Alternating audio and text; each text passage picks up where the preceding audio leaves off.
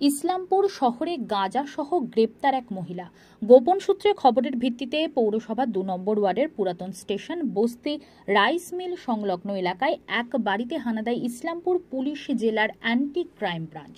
সে বাড়িতে রাখা একটি বস্তা থেকে তারা গাঁজা উদ্ধার করে। পাশাপাশি রুকসানা নামে এক মহিলাকে আটক করা হয়। এরপর ইসলামপুর থানায় পুলিশ ঘটনাস্থলে পৌঁছে সেই গাঁজা উদ্ধার করা সহ ওই মহিলাকে গ্রেপ্তার করে থানায় নিয়ে যায়। পুলিশ সূত্রে জানা গিয়েছে প্রায় ৫ কেজি গাঁজা উদ্ধার হয়েছে। তদন্ত শুরু করেছে পুলিশ। তিনি কিন্তু একদম সিভিলে ছিলেন, তিনি কিন্তু প্রথমে এখানে রেকি চালান। কি বলবেন আজ? बिल्कुल सही। जब बता दे, इस वक्त देख पा रहे एकाधिक अधिकारी एंटी क्राइम ब्रांच के इस्लामपुर थाना के इस वक्त उस घर में जो है प्रवेश कर रहे हैं। सबसे बड़ी बात है 2 नंबर वार्ड का यह इलाका है और यहीं से लगभग 50 मीटर से भी कम दूरी पे इस वार्ड के जो काउंसिलर है उसका भी घर बताया जा रहा है। तथा जो जानकारी आ रही है कि इस वक्त बड़ी सफलता इस्लामपुर थाना के एकाधिक उच्च अधिकारी इस वक्त देख पा रहे हैं कि इस घर के अंदर प्रवेश कर रहे हैं। तथा जो प्रोसीड्यूर है आपको बताने की कोशिश करेंगे। वेटिंग मशीन से আইসি তিনি কিন্তু এই মুহূর্তে চলে।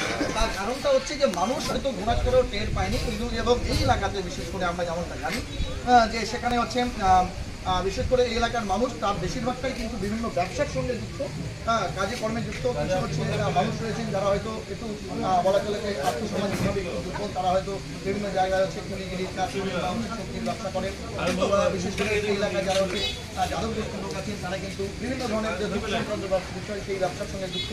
কিন্তু সব থেকে বড় কথা হচ্ছে এই জায়গাতে একদম যে বাড়িটা তুমি দেখতে পাচ্ছ সেই বাড়িটা কিন্তু একদম সাবধান এখনো পর্যন্ত। অর্থাৎ বলা চলে এই পরিবারটাও হচ্ছে যেমনটা জানা যাচ্ছে এবং তার বড় ভাই যেমনটা জানালেন যে তারা হচ্ছে তিনি হচ্ছে কুলিগিরির কাজ করতেন কিছুদিন আগে পর্যন্ত, এবং বর্তমানে তিনি শারীরিকভাবে অসুস্থ, তাই তিনি কাজকর্মে যেতে পারছেন না। দু ভাই দুদিকে রয়েছেন, পেছনে তার ভাইয়ের বাড়ি রয়েছে এবং সামনের দিকে তুমি দেখতে পাচ্ছ হাফদান বাড়ি এখন পর্যন্ত তো কমপ্লিট হয়নি।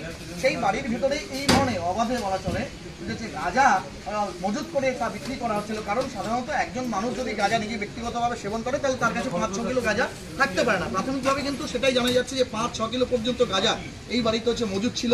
এবং তুমি দেখতে পাচ্ছ এই এলাকার মানুষ যারা অন্ততপক্ষে এটা চায়।